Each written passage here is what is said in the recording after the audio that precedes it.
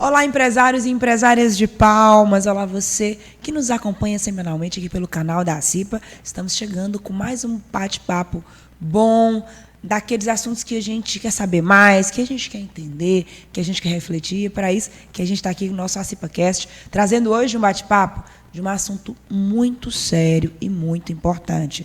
Você que está nos assistindo aí, que é empresário e empresária, mas por vezes é pai e mãe também. Não tem como ser só empresário e empresária e deixar a paternidade ou a maternidade trancada em casa. Ela vem com a gente e com a maternidade e a paternidade vem várias questões, né, que compõem a nossa individualidade, mas também impactam no dia a dia, no nosso profissional. E hoje eu tenho um convidado especial, eu perguntei para ele qual que eram as qualificações dele, ele falou assim, sou só professor. Não, ele é doutor, é pesquisador, é escritor, está à frente do IFTO aqui no Tocantins, do Instituto Federal do Estado do Tocantins, essa instituição que tanto orgulha o Estado, formando tantos jovens anualmente aí. Hoje, quem está com a gente no CIPAcast, quem é meu convidado especial, é ele, doutor Antônio da Luz Júnior. Antônio, bem-vindo. Obrigado, Maju, obrigado pelas qualificações. Cumprimentar a todos que estão acompanhando o podcast e agradecer esse espaço oferecido pela CIPA para falarmos desse tema tão importante, né, para todas as famílias do nosso país, e especialmente nesse momento onde a tecnologia está permeando os nossos afazeres do dia a dia. É verdade. Já estou aqui com o meu exemplar garantido. Esse é o livro que o doutor Antônio lançou, Raciocínio no Presente, o Código para o Futuro. Um guia para pais de adolescentes na era da inteligência artificial. Doutor Antônio da Luz, me diga, que pai, que mãe não precisa de um guia quando se é pai de adolescente em tempos de tecnologia? Me diga. É isso. Nós viemos de uma geração onde a tecnologia não fez parte da nossa formação. Né? Aprendemos a lidar com a tecnologia. E também tivemos a experiência dos nossos pais, das nossas mães, nos formando naquele contexto. Hoje o mundo é outro. Então, as experiências que nós adquirimos com os nossos pais, com os nossos avós, as formas como eles formaram a nós e os seus filhos, não necessariamente se aplicam diretamente hoje. É óbvio que valores familiares estão sempre presentes, isso é imutável. Mas a forma como esse jovem, esse adolescente hoje, ele interage com o mundo, o acesso que ele tem de informações, isso faz com que os pais e mães precisem ter outra postura na hora também de conviver, de conduzir qualquer diálogo ou mesmo fazer a orientação a esse filho. E é o que esse livro busca desmistificar, trazer e auxiliar os pais nesse contexto. Verdade. Aqui tem um trecho que eu gostei muito, professor, que diz assim, começa nos provocando, né? Seu filho tira boas notas, mas você sente que ele não está verdadeiramente preparado para o futuro? Ou ele é brilhante e criativo, mas o boletim escolar insiste em não refletir seu verdadeiro potencial? São perguntas que a gente faz o tempo todo, né? É isso. E o porquê trazer essa temática, ou começar o livro, e esse é o nosso primeiro capítulo do livro, por que trazer essas provocações? Porque falar de parentalidade consciente, falar sobre a importância do mundo tecnológico na parentalidade é um tema que, a primeiro olhar, não desperta o interesse de todo mundo. Então, a minha intenção foi trazer essas reflexões justamente para provocar essa reflexão. Né? Que pai e mãe não para pensar quando você questiona o seu filho, ele tira boas notas na escola? E aí o pai já para, geralmente o filho tira boa nota, porque aqui tem a pegadinha, geralmente as escolas atribuem boa nota para o filho, mas o seu filho está preparado para o futuro? E aí aqui falando com o público de mães e pais empresários, eu acredito que eles vão ter muito mais facilidade de fazer essa verificação. Você acha que o seu filho seria um bom funcionário? Mas aqui vem a pegadinha. Você quer que o seu filho seja um bom funcionário ou um sucessor no seu negócio? Ou crie um novo negócio? Ou tenha uma vida próspera e sucesso? E como ele está sendo formado? Para que ele está sendo formado? E isso tem a ver com todo o processo educacional, de como as escolas são estruturadas, o que é repassado na escola e o que o mundo atual, que é permeado pela tecnologia, exige do profissional. E esses pais e mães que são empresários, hoje eles já buscam um profissional com mais autonomia, um profissional com resiliência, um profissional que saiba resolver problemas por conta própria, mas o filho dele, a filha dele, está sendo preparado para corresponder a essas expectativas? Então, se ele parar para fazer essa reflexão, ele já vai entender a necessidade dele receber essas orientações, ou dele pelo menos parar e pensar um pouco mais sobre o processo formativo do filho e como ele está sendo preparado para o futuro. Muito bem. Você falou uma coisa nesse livro aqui, Antônio, que me chamou a atenção, que você quer convocar os pais para que eles assumam o que você chama de novo e poderoso papel, que seria o de mentores que não ensinam o que pensar, mas como pensar. Como aplicar isso no dia a dia dessa relação pais e filhos? Perfeito. Então, os pais eles precisam assumir esse papel, e aqui no livro eu crio esse arquétipo de pai mentor ou mãe mentora, justamente para mostrar que a forma de se relacionar com o filho precisa ser outra. Onde antes eu ensinava para ele e mostrava exatamente o que fazer e o que não fazer, agora eu preciso fazer com que esse meu filho ele crie um processo crítico, reflexivo, onde ele próprio consiga perceber o porquê aquilo que ele está fazendo é correto ou é errado e como ele deveria se portar. Pelo um fator muito simples, Maju. O mundo hoje muda muito rápido. Então, eu não posso apenas formar esse adolescente, esse futuro profissional, com uma fórmula pronta. Porque eu não sei qual será o mundo daqui 5 ou 10 anos. Então, e aí no livro eu faço essa associação, é como se até aqui nós estivéssemos formando as pessoas com base no mapa, você já está pronto, todas as rotas por onde ele pode passar, e agora nós precisamos formar essa pessoa com base, apenas entregar uma bússola para ela. Olha, o norte, os valores que você precisa seguir são esses. Vá lá e encontre o seu próprio caminho, porque o caminho não vai estar traçado. Quem de nós diria, há 5 anos atrás, que nós teríamos uma IA generativa que iria revolucionar a produtividade em todas as áreas e surgiria tão rápido como surgiu? Há 10 anos atrás, você tem um smartphone. É verdade. Então, qual vai ser esse mundo para daqui 10, 15 anos, quando esse filho que hoje é adolescente, que tem 12, tem 14, tem 15 anos, vai se tornar um profissional? Então, nós precisamos estar preocupados com isso, e aí é esse o chamamento, essa convocação que eu busco fazer através do livro. Nossa, muito bom. Hoje, eu também sou mãe, posso dizer, os nossos filhos são tão presos ao uso do celular, que às vezes a gente acha que é só reduzir o tempo, ou que é só colocar um aplicativo para saber o que eles estão vendo.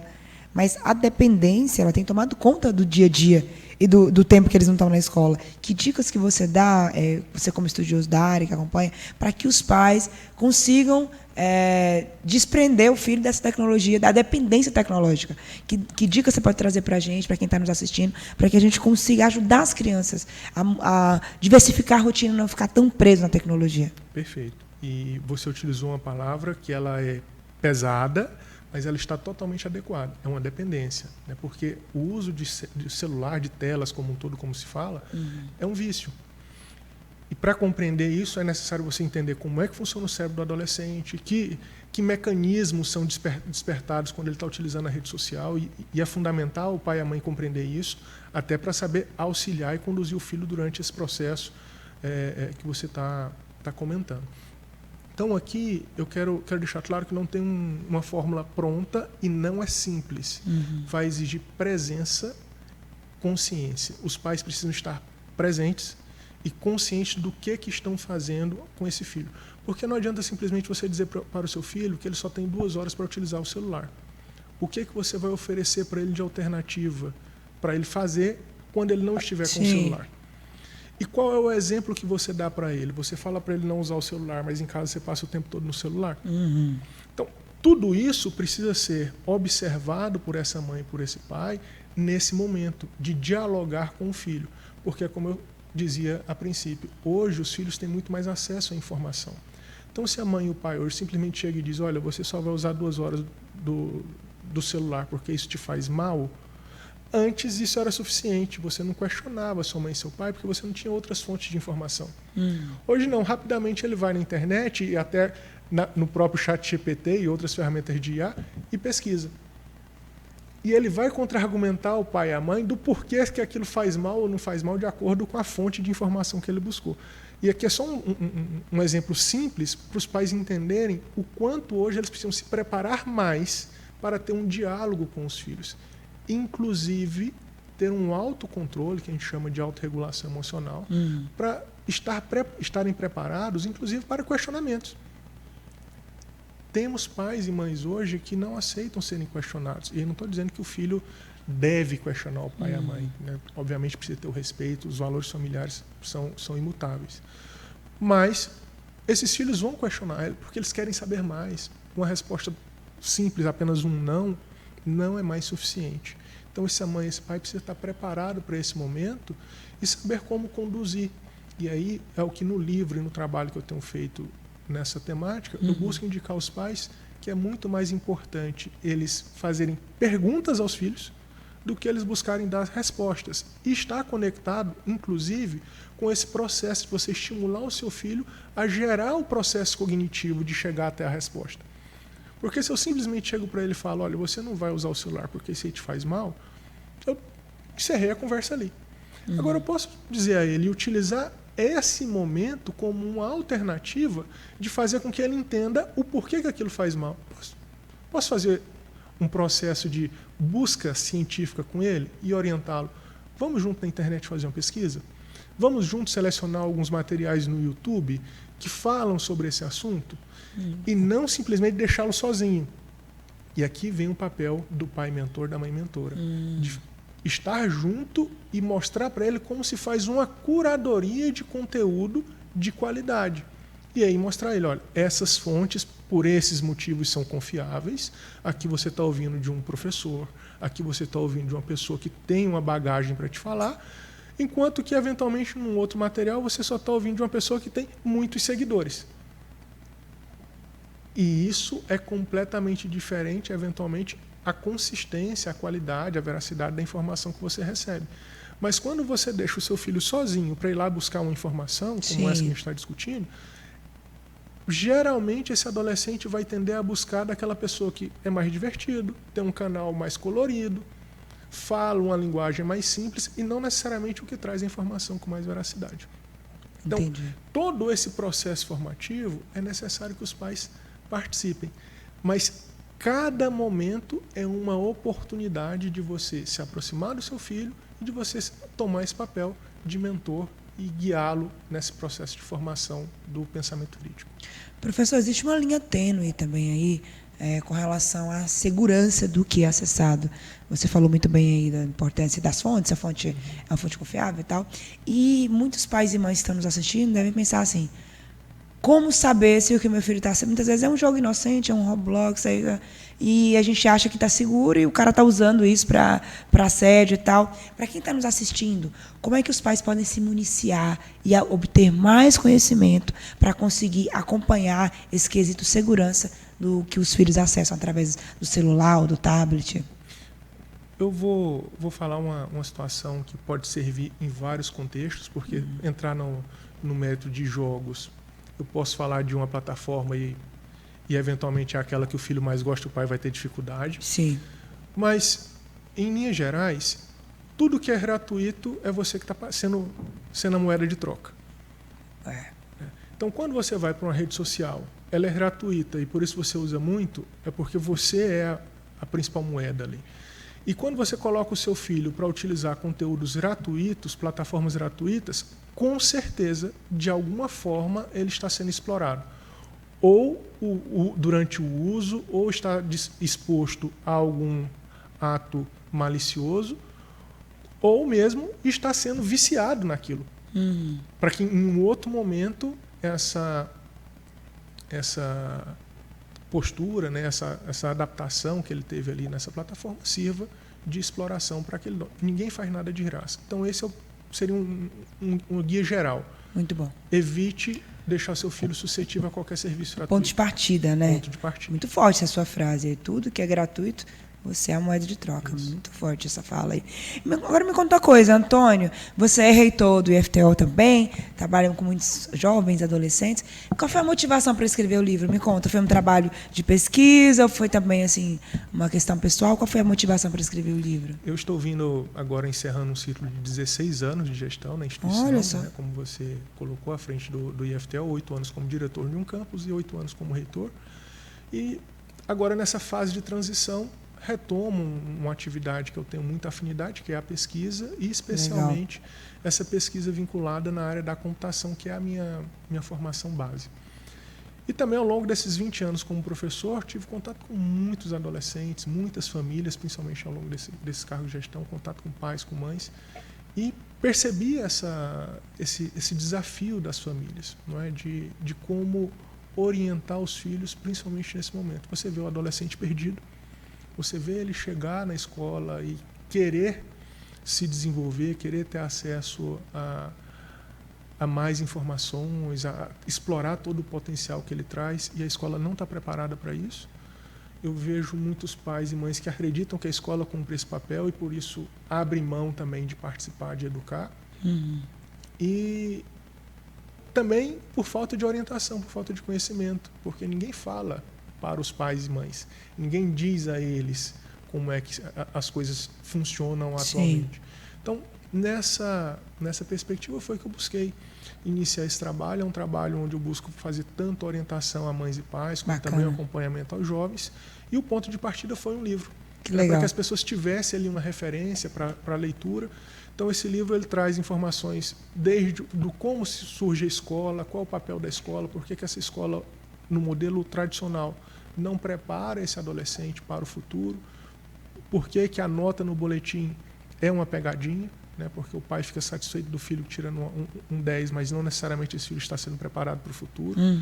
Ao mesmo tempo, aquela mãe e aquele pai que são preocupados com aquele filho que tira uma nota que não é tão boa, pode ser que esse filho não esteja se encaixando no modelo da escola tradicional e precisa de um suporte diferenciado, mas também levando esses pais a compreenderem como eles podem agir para transformar principalmente o ambiente de casa em um ambiente mais propício para o desenvolvimento adequado desse adolescente, fazer com que ali ele tenha um porto seguro para ele se desenvolver, se expressar e conseguir ter um futuro de mais sucesso. Muito bem. Antônio, uma última pergunta para a gente ir para o encerramento. Quem está nos assistindo aqui, os associados, empresários de Palmas, de todo o Tocantins e do Brasil, inteligência artificial. Como ainda tem empresário que ainda, mas eu ainda não sei, eu ainda não vi, não sei se compensa. Que dica que você dá para quem é associado da CIPA, para quem é empresário de Palmas, para explorar com inteligência e com estratégia a inteligência artificial nos negócios? Perfeito. O primeiro ponto é buscar conhecimento, né? Eu vejo que nós estamos num momento de transição, né, onde muitas pessoas ainda têm medo.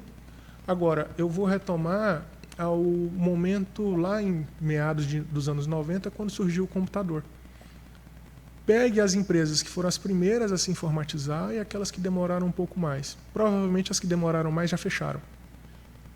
Tiveram desempenho e se mantiveram competitivas as que foram primeiras a se informatizar, que investiram em tecnologia, que buscaram conhecimento, que se adequaram a esse novo momento. O que nós estamos vivenciando com a inteligência artificial é um momento similar.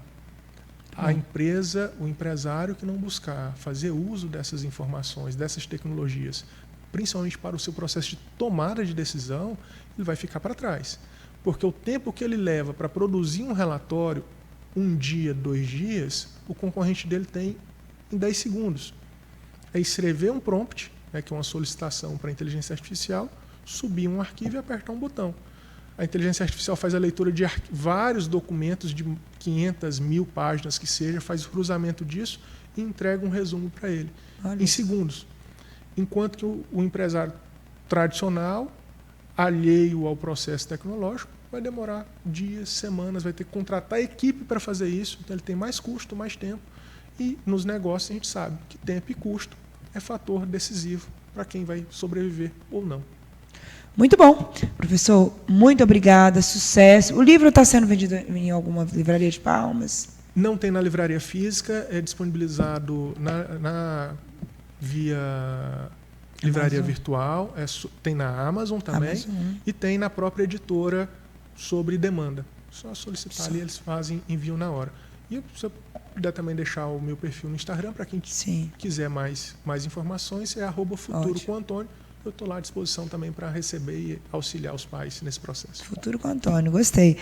Professor Antônio, sucesso aí no seu trabalho, nessa conscientização importante, informações necessárias e urgentes que você leva para os pais, para os adolescentes. Você que está nos acompanhando, muito obrigada pela sua audiência. Já segue o professor Antônio lá. Quem quer saber mais sobre o assunto, temos que estar informados para informar os nossos filhos. É sobre isso. Por hoje é só. Até a próxima semana.